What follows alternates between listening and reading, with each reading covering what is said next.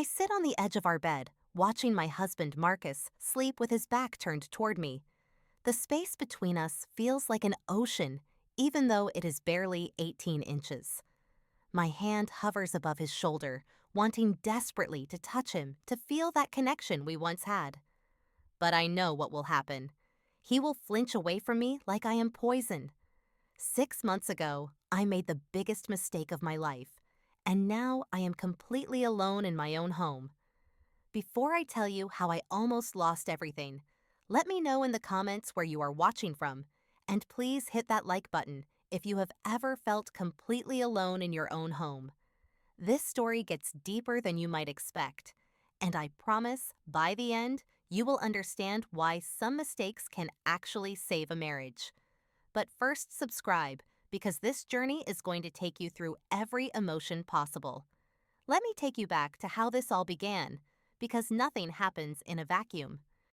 Marcus and I had been married for 5 years, but the last two felt more like we were roommates than husband and wife.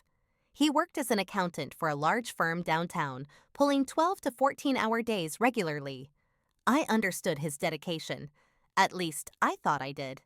He was trying to make partner, and that required sacrifice from both of us.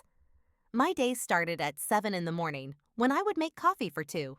But by the time I finished my cup, Marcus was already rushing out the door with a travel mug and a quick peck on my cheek. I worked in marketing for a small advertising agency, which meant my schedule was more flexible than his. Most evenings, I would come home to an empty house, make dinner for one, and eat while watching whatever show I could find to fill the silence. When Marcus finally walked through the door, usually around 9 or 10 at night, he was exhausted. I would try to ask about his day, share something funny that happened at work, or suggest we watch a movie together. His responses were always the same variations: "I am really tired, honey," or "maybe this weekend," or "I just need to unwind for a bit."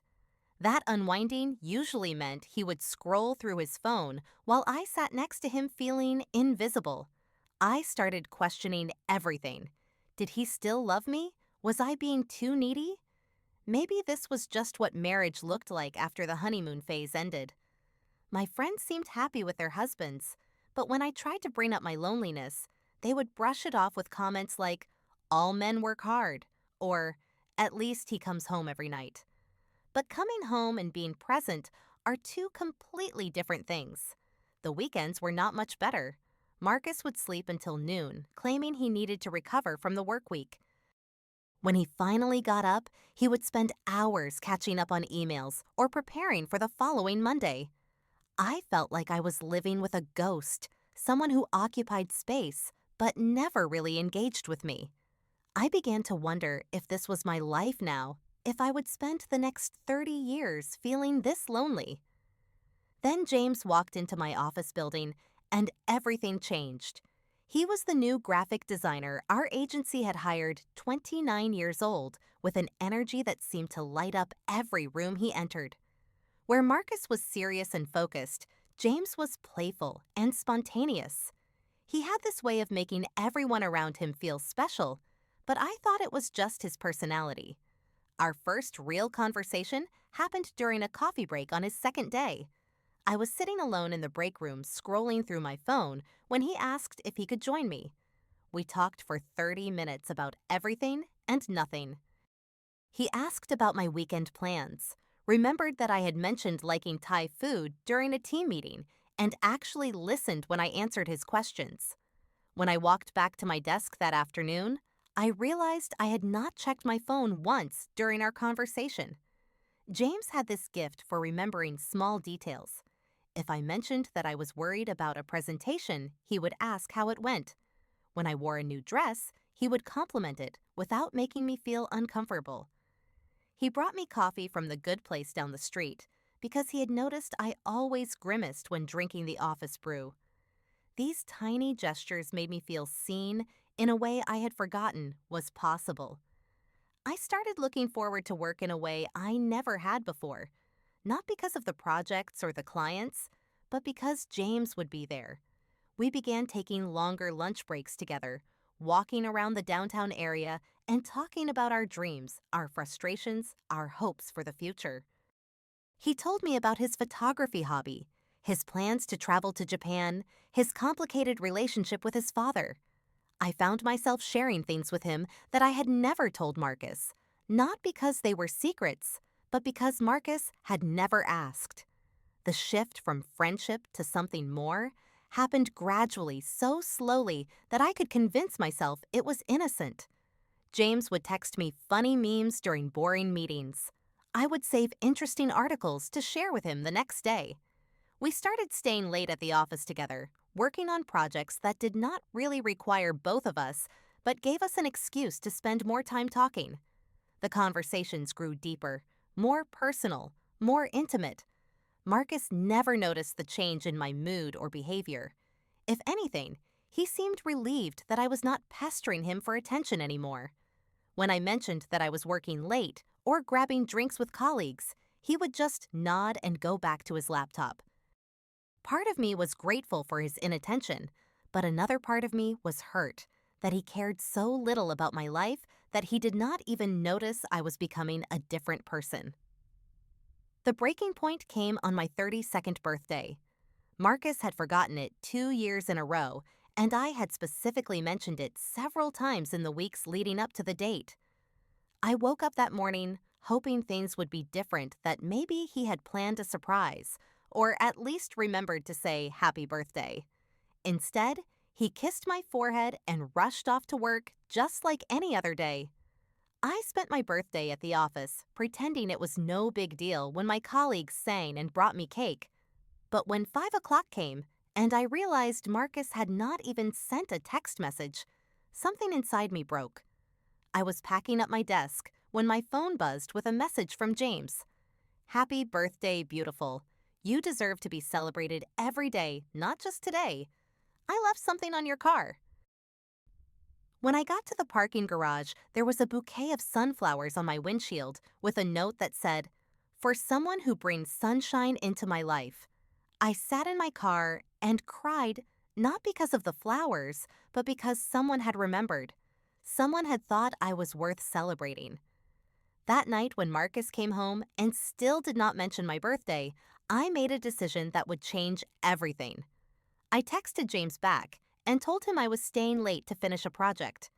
It was the first lie I told my husband, but it would not be the last. What started as one evening of feeling appreciated turned into 3 months of living a double life. I became an expert at deception crafting elaborate stories about late meetings, client dinners, and girls' nights out that never happened. Marcus was so buried in his work that he never questioned my explanations. If anything, he seemed pleased that I was building a social life that did not revolve around him.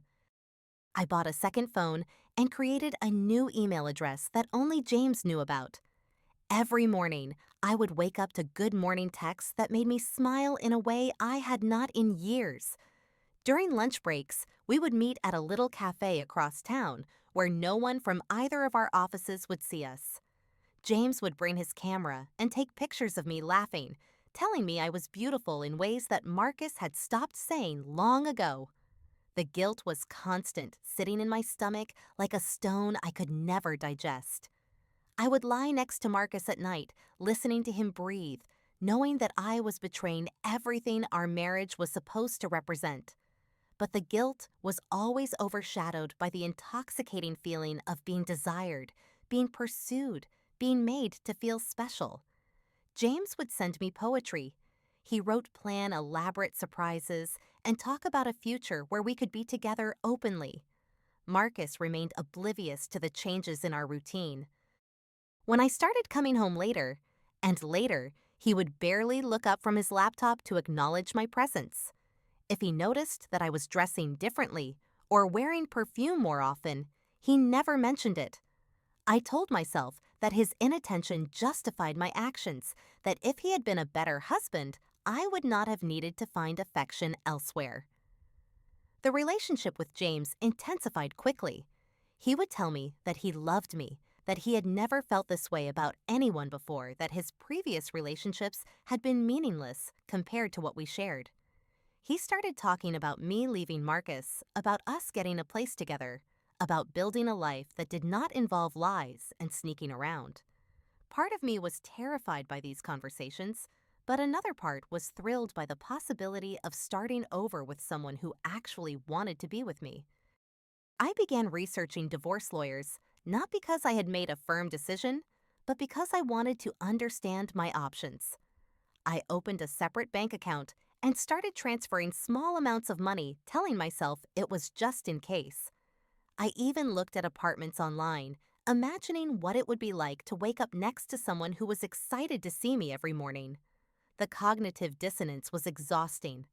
During the day, I was planning a future with James, but at night, I would look at Marcus and remember why I had fallen in love with him in the first place. He was kind and stable and loyal, even if he was not particularly romantic or attentive. I knew that what I was doing was wrong, but I felt trapped between a marriage that was slowly killing my spirit and a relationship that felt like it was bringing me back to life. James began pressuring me to make a choice. He said he could not continue being the other man that he wanted to be able to take me out in public to meet my friends to build something real together. He was right, of course. What we were doing was not sustainable, and it was not fair to any of us. But making a choice meant facing consequences I was not sure I was ready for. Everything changed on a Tuesday afternoon in March. Marcus had been fighting a cold all week, something that was unusual for him since he rarely got sick. He left work early, which was practically unheard of, and came home around 2 in the afternoon.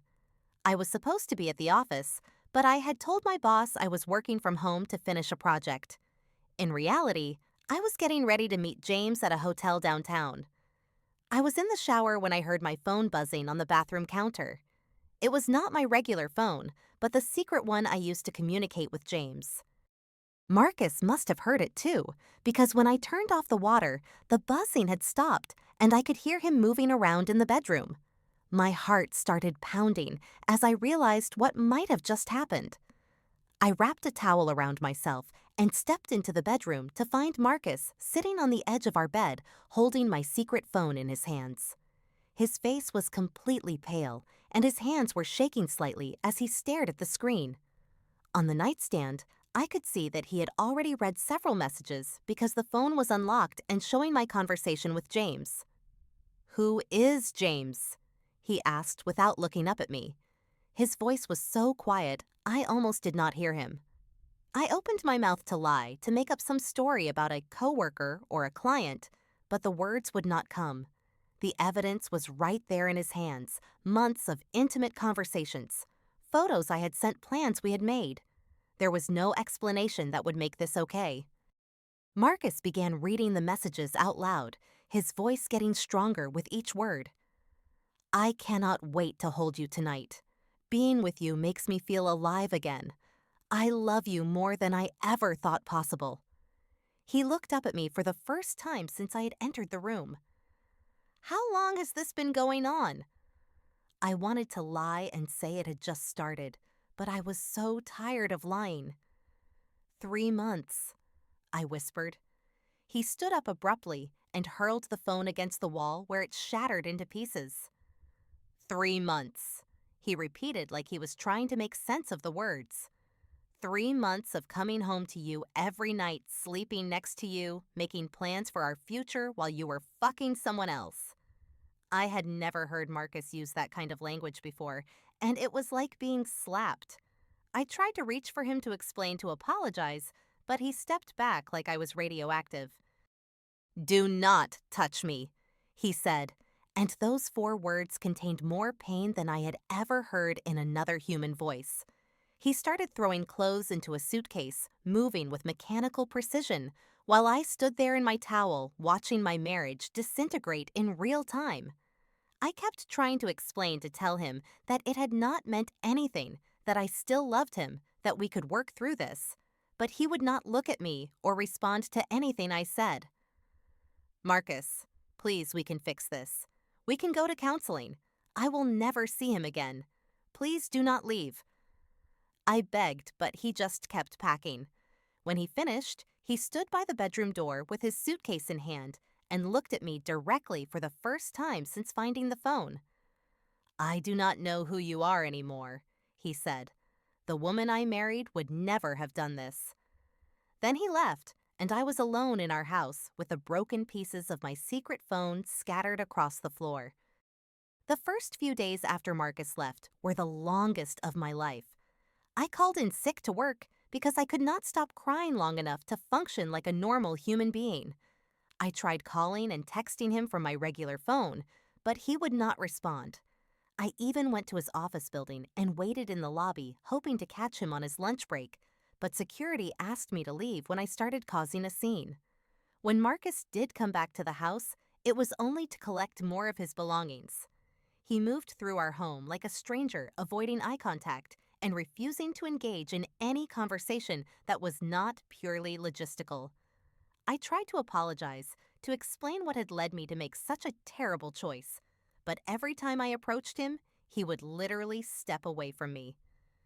"I cannot stand being touched by someone who," he started to say, one afternoon, then stopped himself and shook his head.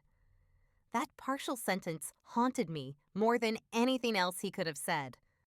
I realized that Marcus was not just angry about the betrayal, he was physically repulsed by me. Every time I reached for his hand or tried to hug him goodbye, he would recoil like I had burned him. The man who had once loved touching me, who used to hold my hand while we watched movies and pull me close in his sleep, now could not bear the thought of my skin against his. I tried calling James, thinking maybe he could help me figure out what to do next, but he was no longer the supportive, understanding man I had fallen for. He was scared about being exposed, worried about his job, and suddenly not so sure about our future together. The reality of breaking up a marriage was much messier and more complicated than the fantasy we had been living. "Maybe we should take a break while you figure things out with your husband," he said during our last phone conversation. It was clear that he wanted nothing to do with the destruction we had caused. That night, sitting alone in my house, I realized that I had thrown away a 5-year marriage for someone who was not even willing to stand by me when things got difficult. I had traded something real and solid for an illusion, and now I had nothing. The worst part was not the loneliness or the guilt, though those were devastating. The worst part was realizing that Marcus had been right about me. I was not the woman he had married. That woman would never have been capable of this kind of betrayal. I had become someone I did not recognize, someone who could lie and cheat and hurt the person she claimed to love most. But as the weeks passed and the initial shock began to wear off, something unexpected happened. I got angry. Not at Marcus for leaving, but at myself for giving up so easily. I had made a terrible mistake, but that did not mean my marriage had to be over. I loved Marcus. Really loved him, not the fantasy version of love I had experienced with James. I loved his steadiness, his integrity, his dry sense of humor that took years to fully appreciate. I decided I was not going to let my marriage die without a fight. I started researching infidelity recovery, reading everything I could find about how couples rebuild trust after an affair. I learned that what I was going through had a name: betrayal trauma. I learned that Marcus's inability to touch me was not just about anger, but about a very real physiological response to betrayal. I found Dr. Martinez a marriage counselor who specialized in helping couples recover from infidelity. When I called to make an appointment, I asked if Marcus would need to be present for the first session. "Many betrayed partners are not ready for joint sessions immediately," she explained. "Sometimes the unfaithful partner needs to do individual work first to understand why they made the choices they did." I scheduled my first appointment for the following week, even though Marcus had made it clear he wanted nothing to do with counseling. "Why should I work to fix what you broke?" he had asked when I suggested it. Dr. Martinez helped me understand that my affair was not really about Marcus or our marriage problems, though those had certainly created vulnerability. It was about my own insecurities, my need for validation, my inability to communicate my needs effectively. I had used James as a way to avoid dealing with the real issues in my life. She also helped me realize that if I wanted Marcus back, I needed to focus on becoming the kind of person who was worthy of his trust, whether he ever chose to give it to me again or not. I could not control his response to my efforts, but I could control my own actions going forward. I quit my job and found a position at a different company, eliminating any possibility of contact with James. I wrote Marcus a letter every day for 2 weeks, not asking for forgiveness or making excuses, but taking full responsibility for my choices and explaining the work I was doing to make sure I never betrayed anyone like that again. I did not expect him to read them, but I needed him to know that I was serious about change. Most importantly, I started paying attention to the patterns in our marriage that had led to such distance between us. While those patterns did not excuse my affair, they were still problems that needed to be addressed if we ever had a chance at rebuilding something healthy. I realized that I had been passively waiting for Marcus to meet my needs instead of actively communicating what I needed from him. After a month of individual counseling, Dr. Martinez suggested I try reaching out to Marcus one more time, not to ask for reconciliation, but to share what I had learned about myself. I was terrified that he would refuse to see me, but to my surprise, he agreed to meet for coffee. We sat across from each other in a busy cafe, and for the first time since that horrible Tuesday afternoon, Marcus actually looked at me while I spoke. I did not ask for forgiveness or try to minimize what I had done. Instead, I told him about the counseling, about the work I was doing to understand my own behavior, about the changes I was making to become someone worthy of trust. I am not asking you to take me back, I said. I am not even asking you to forgive me right now. I just want you to know that I understand what I destroyed, and I am doing everything I can to make sure I never hurt anyone like that again. Marcus listened without interrupting, and when I finished talking, he was quiet for a long time. Finally, he said, I appreciate that you are doing that work, but I do not know if I can ever trust you again. Every time I think about touching you, all I can think about is where your hands have been. It was brutal to hear, but it was also the first honest conversation we had had in months. I could see the pain in his eyes, but I could also see that he was really looking at me, not just through me. I understand, I said, and I know that if we ever have a chance at fixing this, it has to be on your timeline, not mine. It took another month before Marcus agreed to try marriage counseling, and even then, he made it clear that he was not committing to reconciliation. He was just willing to explore whether it was possible.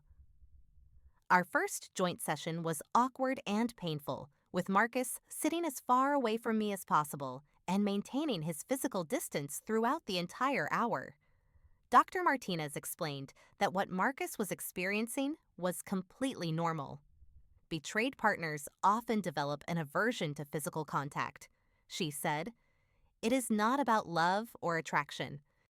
It is about safety. Right now, touching feels dangerous to your nervous system." That session was a revelation for both of us. Marcus had been interpreting his inability to touch me as evidence that our marriage was over, while I had been seeing it as punishment. Understanding that it was actually a trauma response changed everything. I want to touch you again, Marcus admitted during our third session. But every time I try, my whole body just shuts down. Dr. Martinez suggested we start with very small, controlled physical contact. 5 seconds of hand-holding once a day, with Marcus initiating and controlling the duration. It seemed almost silly, but those 5 seconds became the most important part of my day. The first time Marcus reached for my hand, I started crying. Not because it was romantic or passionate, but because it meant he was willing to try. His hand was tense in mine, and I could feel him fighting his instinct to pull away, but he held on for the full 5 seconds. We built up slowly. Hand-holding became brief hugs. Brief hugs became sitting close to each other on the couch. Each small step felt like a massive victory, not just for our physical relationship, but for the trust we were rebuilding. Marcus was setting the boundaries, which meant he felt safe, and I was respecting those boundaries completely, which meant he could begin to trust me again. The breakthrough came during our 8th counseling session. Dr. Martinez asked Marcus to share something he had never told me about his childhood. He talked about watching his parents' marriage fall apart when he was 10 years old after his mother discovered his father was having an affair. I remember watching my mom try to hug my dad after she found out and seeing him push her away, Marcus said, his voice breaking. I swore I would never do that to someone I loved, but I also swore I would never be with someone who would put me in that position. Suddenly, everything made sense. Marcus's workaholism was not just about career ambition, it was about creating security and stability, because he had learned early that love could disappear without warning. His inability to touch me was not just about my betrayal, it was about reliving his worst childhood trauma. I was not just cheating on my husband, I realized out loud.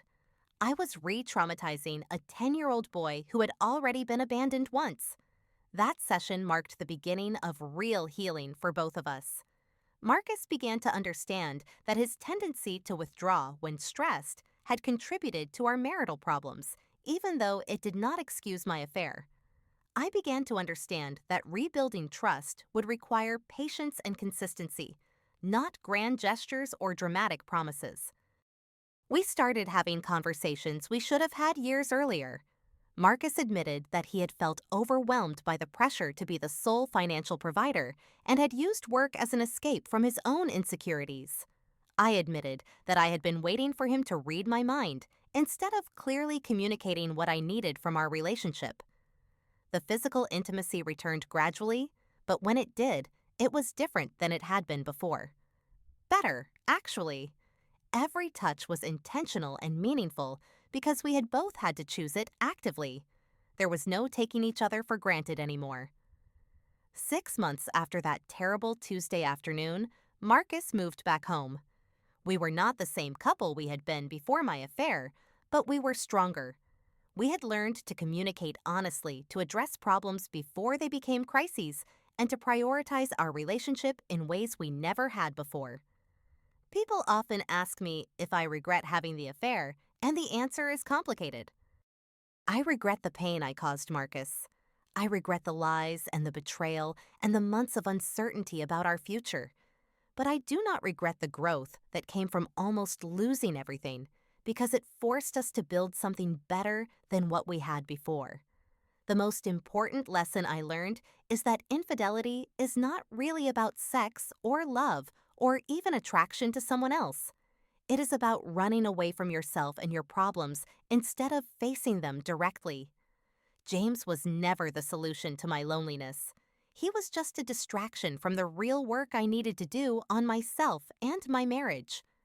Today, Marcus and I have a marriage that is built on honesty, intentional connection, and mutual respect.